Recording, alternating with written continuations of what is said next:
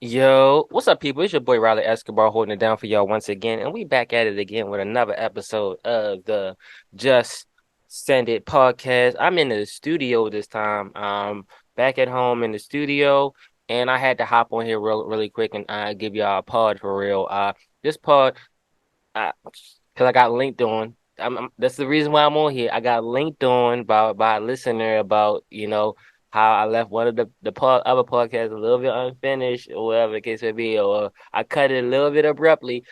So they linked on me. They linked on me. So I'm on here specifically to provide a regular length podcast uh episode. I tell you, when I don't get on here and drop these podcasts, people fall behind in washing clothes or doing their laundry and not errands. So I gotta get on here. Even if I only got one listener out there, I gotta get on here and continue to drop this knowledge. So you're gonna get into the show. Y'all already know what time it is. The Just Send It podcast. It's just a podcast created to generate debate, change perspectives, explore new concepts and themes while just giving y'all that timeless conversational appeal. And I'm hoping that when I be spitting this stuff and I be having this good time and I be posing these questions, that y'all also be answering these questions on your side for real. So that's cool. Y'all need to let me know. How can y'all let me know? I guess y'all can hit me on Instagram at Raleigh underscore Escobar. You can hit me on there and you'll see, of course, the picture of the boy with a hat on because I always keep a hat on. And no, I'm not hat fishing. I actually got hair underneath this on, strong hair for real. Um, but yeah, this y'all can I guess DM me over there for real. And we could talk for real. I'm always willing and down to talk to people. Have to time I be on my travels, I be talking to random people. So like it is what it is. But let's get into the show. Twan, please, bro, can you cue the intro up for us, please? Let's proceed with the proceedings this evening. Please. It's Riley Esco. Yeah. Yo. Yo. Yo. Yo. Yo.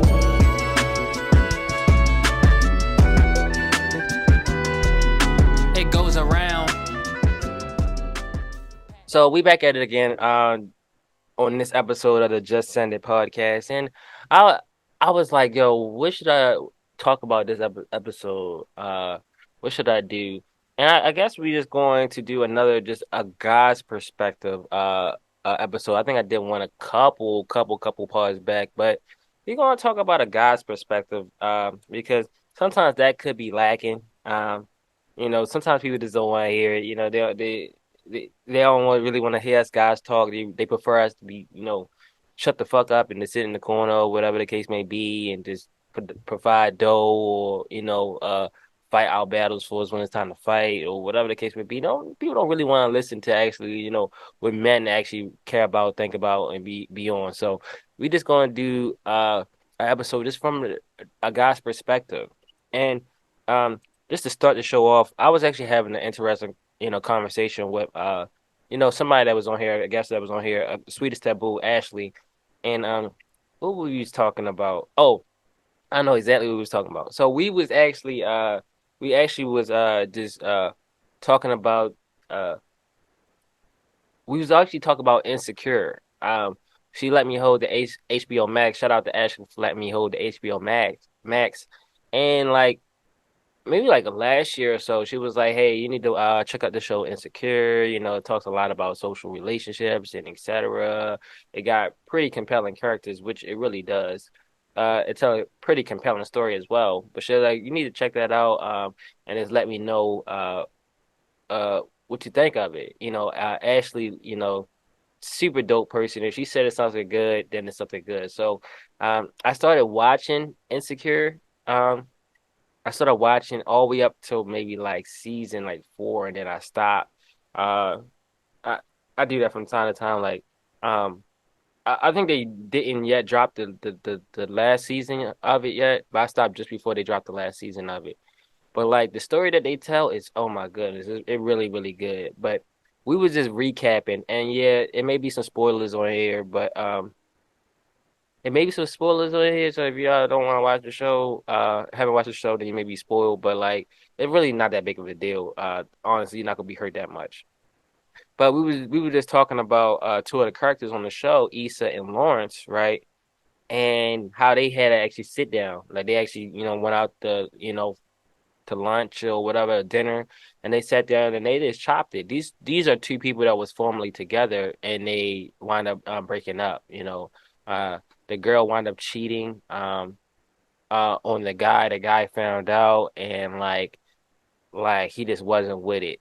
And then it was still that that love for each other. They still had love for each other, of course. Uh, but it just always was tough. You always other parties involved. He wasn't in his right head space. She wasn't in his right head space. So it's kind of like one of those scenarios. Like they were just wasn't in sync at the right time. But like me and Sweetest Taboo, we was talking about this, and we was like, "Yo," because we both say that we were Lawrence at one point in time. The guy Lawrence was, he was a college grad, good dude, smart black dude. However, he was looking for a really, really solid opportunity, like a really solid job, or way of pitching this, bomb app that he had, right? But things just wasn't popping off like it was supposed to. You know how that shit get. Like for some reason, like you are the truth, like the best in your grade, your class, your job or whatever. And then for some reason, like the opportunities just don't pop off for you. And like you be put in a position to like, okay, I could take, a role or a job that's kind of beneath me, right? Or that don't align with my passion to, put food on the table or whatever. Or I could just continue to grind, right? The grind at the job that I actually deserve and know I can do and succeed in, right? Um, but Lauren was doing all of this, like he he he wound up did taking the job that was kind of beneath him. He did wind up taking that, but like he just found himself like just in a state of like depression. Like that's I always say sick as a dog. Like when you sick as a dog, like oh, like when like I can't even wait for a job that is worth my skill set and my knowledge and etc. That's gonna pay a lot of bread and I can uh show up in my relationship or I can flourish. I can just add more value to my relationship with my girl, or I could just, take that job at Best Buy or whatever that's beneath me. And that's beneath me that I could succeed in, but it just, it's not really going to add as much gains to, my life and the thing I'm trying to give my girl. You feel me? It's not, right? And me and Sweetest Taboo, we both was like, yeah, we was Lawrence at one point because we both was like unemployed, uh, and had to deal with the unemployment shit and constantly applying for shit and shit just not popping off like it's supposed to, or all the jobs being 360, and then like everybody leaving, getting up and going to work because his girlfriend Issa was getting up, going to work, working in her field, doing something that she was kind of remotely passionate about. And the whole time you just sitting on the couch, like applying for jobs that just never come through and etc. But yeah, me and Sweet Taboo was talking about this, and like we were having a good ass conversation about it. She was like, "Yeah, you see why Issa was so quick to cheat, because she just wasn't being stimulated in the relationship no more because of Lawrence just wasn't talking, wasn't etc. And then it was like, yo, it's kind of hard to talk when you don't got it. Like everybody going out to like the bar, like the good restaurant, and you only got enough bread in your pocket for like a 10-piece nugget, right? And like you don't want to be that awkward person like, hey, let's go somewhere different, right? Because people be looking like, why are you trying to go somewhere different? Like this food right here be hitting. This is the best food in town. It's like, yo, I don't got the M's to take care of it. And then even with people be like, yo, you don't got the money, yo, we'll cover you. And it's like sometimes that could be tough, it's a pride thing. It could be tough because like you don't have the bread to pay this person back now or in the foreseeable future from based off of like where you're standing at and the jobs you're applying and all of the knowledge you've been getting. So like it just adds to the shit. So, Lawrence wanted to just kind of stay in the house. And I feel him, I was like that at some point, like I didn't want to go out or nothing like that when I was unemployed due to COVID. Cause it was like shit, bro. Like this is just not it. Actually, let me hold it down. It wasn't even due to COVID. I actually lost my job prior to COVID. I even forgot all about this shit. I actually lost my job prior to COVID hitting, then got a new job, and then got furloughed from it. So like when I was out of work, I was kind of sick for a minute. I didn't want to kind of do shit. People was getting up going to work, and I just couldn't do nothing. And that shit was fucked up. But it was interesting. I always tell Ash like, yo, I kind of like this show. I really like Lawrence as a very compelling character because it really just tell you, the type of shit that guys really do go through. Like it does be sometimes we put ourselves in certain situations due to pride because like our pride will tell her like, yo, don't work at no fucking McDonald's when you was number three in your class in engineering or in media production. Like that job is beneath you, and it's like you gotta decide what to do, right? And it could be people in your corner, your girlfriend, your family that can be like, "Hey, man, I got the job. Just apply for Best Buy, apply for McDonald's." It's like, dog, like I was like number three in my class, dog. Like I was number three in my class. I did this. I did these films. I did a mixtape. I did this. I did this work for this person. Like I'm really nice, and you telling me that I should do something that doesn't align with what I'm passionate about, right? And like people never frame it in the spirit like, yo, this use the money that you get from this job to catapult you to the next one. They don't never say that, like, or never even pitch that. They just say, hey, yo, this is a job, man. You should apply for it, whatever the case may be, and it don't be it. But just that pride shit sometimes as pride as a guy can just kind of like really just fuck you over for real. But uh I really been enjoying the show, man. I really been when I found out the dude had a kid, I was like, dang, bro, like of course he had a kid, like shit, and he didn't know about it, but he still wanted to be in the child's life. I said, man, this shit is like the type of shit that us guys really do be going through and we be feeling like and like Sweetest Taboo, like I gotta say I love Sweetest Taboo because we always had the opportunity to have these conversations, this sharing our viewpoint. And like one of the things that we was touching on that she wasn't budging on was we was talking about we was talking about the ability to cook, right? Well, how did we get on that subject? Somehow we got on the subject about cooking, right? And I say, yo, when it comes to guys have, certain, I'll call them non-negotiables. Well, not even guys. Just when you date, you have certain non-negotiables that you just kind of want met, by your partner. You feel me? If you're dating with the intention of getting married, of course. But you got certain things that you want done, right? You want the other person to possess, right? And I say, yo, a lot of times, of course, the cheeks. Of course, the cheeks is at the top of that list in terms of guys is concerned. Guys want the cheeks, and as often as they can get them, and not willing to budge on that. And I said, ladies also have things that they are not willing to budge on as well. A lot of times you hear all the time in the media and etc. is, I want you to be able to like pay my bills. What they say, like I want you to pay my bills, support us as a family and etc. Right? Like, okay, cool. That's straight.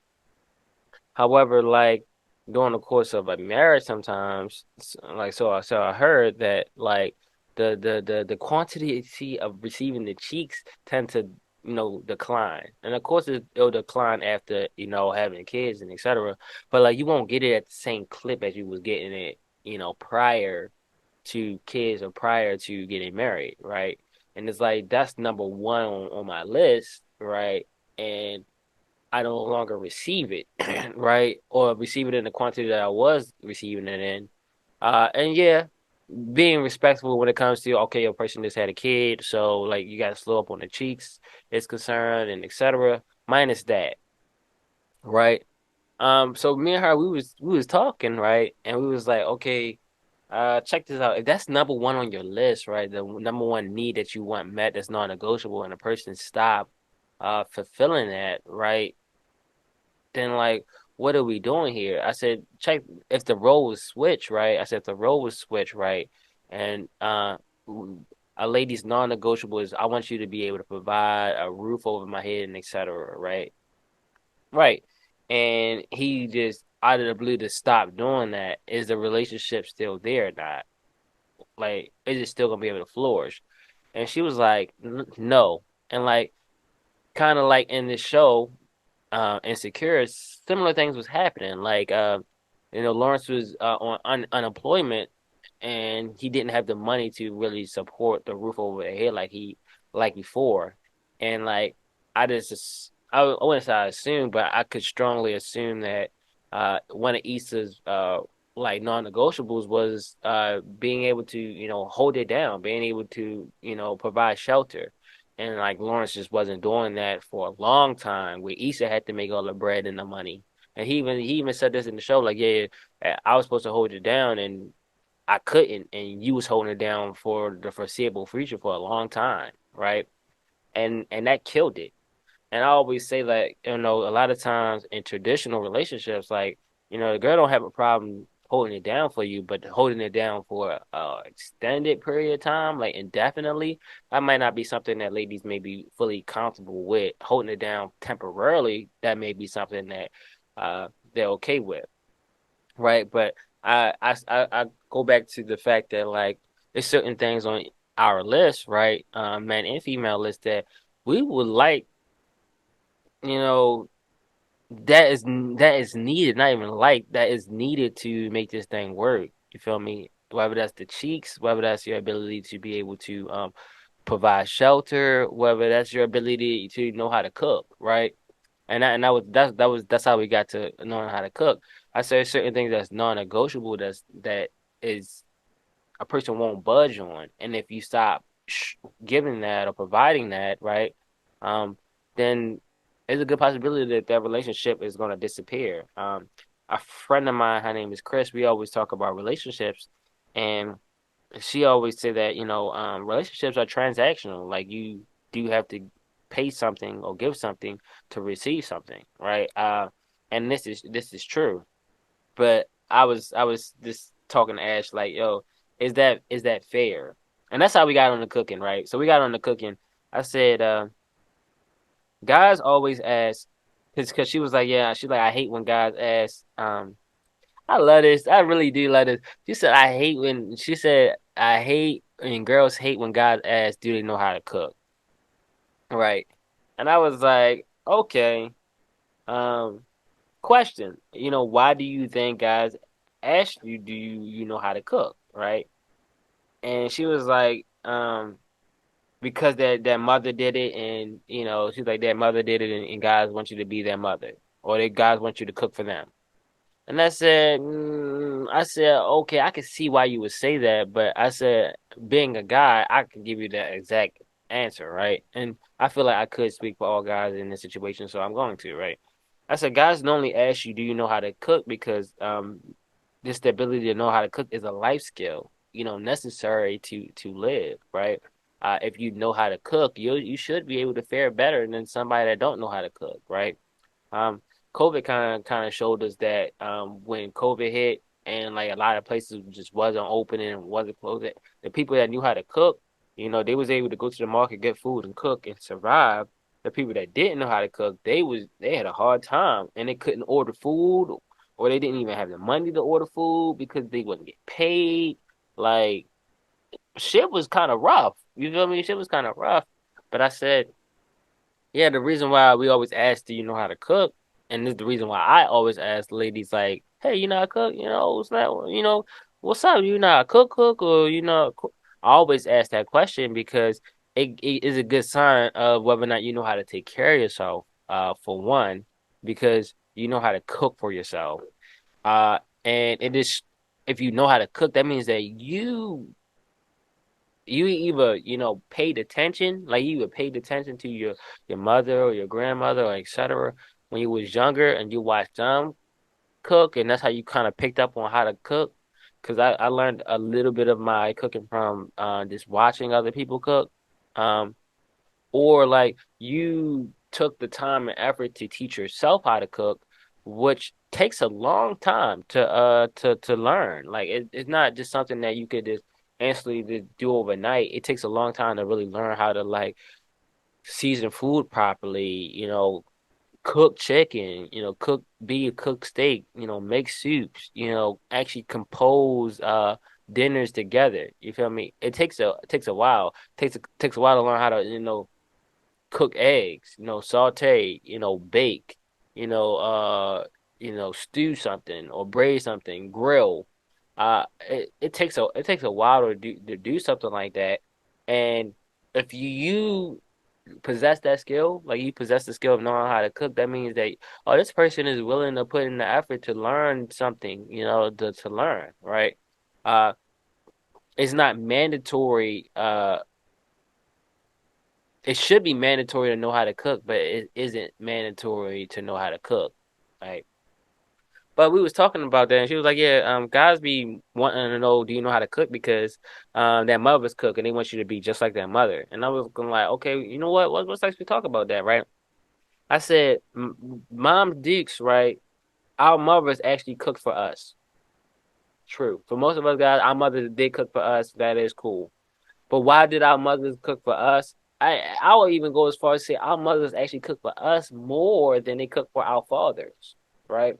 Like my mother cooked for me more than she actually cooked for my father Tony, right? Why is that? My grandmother, she probably cooked more for me than what she cooked for her husbands. Why is that? Because your husband, he is a adult, so he has the choice, right? Or to either like come home and have you cook him a meal, or he can just get food on his own, right? He has the choice. He don't have to like, oh, I only can eat what my wife cooks me. No, he has the choice that he can eat other stuff. You feel me? He can go to Chick-fil-A, he can go whatever. He has the money and the resource to do it. The people that don't have the money and the resources to do that is the kids in your household, right? So like from the age of your whatever age you're born through to your teens and the adulthood, your mother mostly cooked for you. She cooked on the holidays, she cooked on the birthdays, the cookouts, and etc. So the kids actually get the benefit of Mom Dukes knowing how to cook. You feel me? Not typically the husbands, but the kids. So that's just a good show of faith that this person is probably going to be really good for kids if they know how to cook, right? Because that means that they're going to be able to nourish the kids versus buying food, right, from McDonald's or Chick-fil-A and etc., where the food is a lot more expensive, right, but not that much good for you, right? And we was talking about that, and I said, it's a lot of people that don't like a lot of ladies that don't know how to cook, right? And when you ask them, um do you know how to cook or not? They looking like, oh, you must want me to cook for you and etc. And it's like that's not really the truth. The truth is like I'm really trying to gauge whether or not like uh would you be a good, not to read too far into it, but would you be a good mother? And just one of the hallmarks of being a good mother does stem from if she know how to cook. That means that you are responsible in a sense, right? But we was going back and forth as far as that, and I said this look how long did it take you to learn how to cook? And she said she started around like 10 o'clock at 10 years old. Uh, she said she knew the basics in 2 years, and by the time she was 17, like she could start making recipes on her own. 17, 20. So it was like so it took you 2 years to learn the basics, right, of just cooking, and then it took you 7 years to 10 years to really mature at it, right? She's like, yeah. I said, so if you meet somebody, right? If cooking is one of my non-negotiables on the table, I meet a lady and we wind up getting engaged and etc., right? And she waited until like I'm waiting until I get married to know how to cook or learn how to cook. Am I supposed to wait 7 years for her to get proficient at cooking? Like, is that kind of absurd? And I posed the question like, okay, if being holding down the household, right, and providing shelter is one of your non-negotiables on your list, and that's what I need to provide to you, right, for you to for this relationship to work. And I say that I'm gonna wait until 7 years into our engagement, into our marriage, to start providing. Would you be down with that? And she was like, hell no. Right. Like, why? Because like that's what I need up front, right? And I was like, see, this is kind of that's the logic, right? That's just the kind of logic in what guys believe in. And you could talk to guys. It's like, why should I wait, right, for you to learn these life skills on the job when you should have already knew these life skills when you was being raised, right? Well, you do your teens, do your 20s, like you should be able to been learning these life skills. You shouldn't wait until you finally get with somebody and like now I'm going to start doing the work. Like that's just bizarre and that's crazy. But it was a really good conversation. We touched on a lot of different topics. We did talk about and we did address that. I know somebody probably gonna be like, but Twan, you didn't mention like if you knew that she didn't know how to cook from the get-go and you still have a baby with her, still get married to her, that's on you. We talked about that too. If you with your partner and your partner do not know how to cook and you know that, like you know your partner do not know how to cook and you still decide to marry them or get engaged to them or etc., then you signed up for that. So you can't get mad at them later on. Yeah, you never really cooked nothing. Cause it's like, dog, you know I couldn't cook from the jump street. And you still like hooked up with me. So like WTF. The same thing kind of goes if your partner got like a really high sex drive and want to fuck all the time. Like if you know your partner, you know, loves sex, right? And then like you get with them and be like, yeah, like I'm not really into sex like that. Like, yo, or why you trying to have sex all the time? You knew that I love sex when you met me. Like you knew all through the courting and the dating phase that I love the fuck. Okay, now we're engaged and married, and I still have that same drive to fuck that I had before. And then you're saying like you need to grow out of it, and it's like it's my non-negotiable. It's my non-negotiable. It's like what's required to make this shit work. If you can't provide that, then like I might do something that is what they call that thing that's not good. It's called infidelity. I may commit infidelity, right? And it's like, well, you need to control yourself. And it's like, I am, but like this is the choice that you made. But it is interesting. But the show Insecure actually touched on a lot of things that I really just like. The friendship aspect. It's good to. I don't know if it's really as fictional or non-fictional as it portray. When it comes to this ladies female relationships with other females. Because um. Or is it exaggerated? I gotta ask other ladies, to tell me the truth. Like, is this really how it is, how y'all interact with each other or whatever? I've seen a lot of good things. I've seen a lot of like sisterhood type of like I got your back when it comes to this shit, uh let's tackle life and etc. together, right? I have your back, and I seen that, and I also seen a lot of like petty squabbles. Like, okay, you know what? I always the person to apologize to her, call her first and apologize. I'm not doing that. We never really get a chance to I never really get a chance to see that. Just being a guy. I could tell y'all all day about how us guys interact with each other. And I think I have. Guys just are a little bit different in the way that we make things up to each other and like do we hold grudges it depends like it really depends mm, like if we find out somebody I know if I find out somebody that's just foul or just not with it or just not authentic like I just won't talk to them. That's kind of me. Do I hold a grudge to them? Do I, wish that something bad happened to them? Not necessarily. It's just that like I can't no longer have you in my presence. You feel me? That's just the thing. For me. And yes, some grace do need to be given. Grace do need to be given to people, especially when they're younger. Because like we only kids in this shit, bro. Like. Seriously, we're only kids in this, so we don't really be knowing everything. But like if you're an adult, right? Not even adult, but if we are older and a little bit mature, it comes a time when you have to mature, man, or you should mature. But like sometimes it's weird. Life is weird. It's sometimes you could fall out with somebody while they in that immature phase because you just way more mature than them, and then they can finally like click and finally like become mature, and then that relationship is just already just gone. And it's looking like, well, I wanna, reconcile, and it's like, bro, like, and it's like, dang, like, I'm mature now. I understand I was immature before. Can I reconcile? And it's like, nah, bro, like, and I'm just not with it, bro. I got too much other shit going on. I can't tolerate it. I can't do it.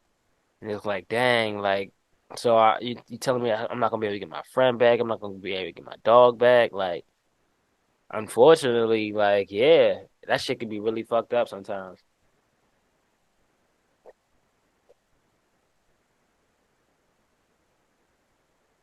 Let me hit the water. Woo! It can really just be messed up sometimes, but hey, what can I say, man? The game is the game, and sometimes the game is dirty. The game is dirty, but we here on the Just Cynic podcast is talking about a guy's perspective. And just the point that I really was just trying to get across is, um, hold up, did I talk about? Yeah, the point I was just trying to get across is the fact that like people always ladies tend to jump to conclusions, right? In terms of, when a guy asks you, do you know how to cook or do you know how to do something? They did always just jump to conclusions and just that idea of like, oh, what I bring to the table thing that come in mind that just been oversaturated throughout um social media, especially these past like 3 or 4 years. Um, People have been saying that all the time, and that just really have a negative stigma with ladies. The same thing goes for I am the table that get a negative stigma. Um, dang, was it? I don't need a man, but I want a man. Or I don't need a woman, but I want a woman. Like that has a poor stigma. Just in the culture of dating nowadays. Like, and there's a couple of other joints that that's just really horrible. That joint just sucks. We really do need to do a better job of just really listening to what the other party actually had to say. And if we don't really fully understand what that person said to us, then we should most definitely just ask that person to explain. You feel me? Like, hold up, hold it down, bro. I didn't really catch that. Do you care explaining yourself?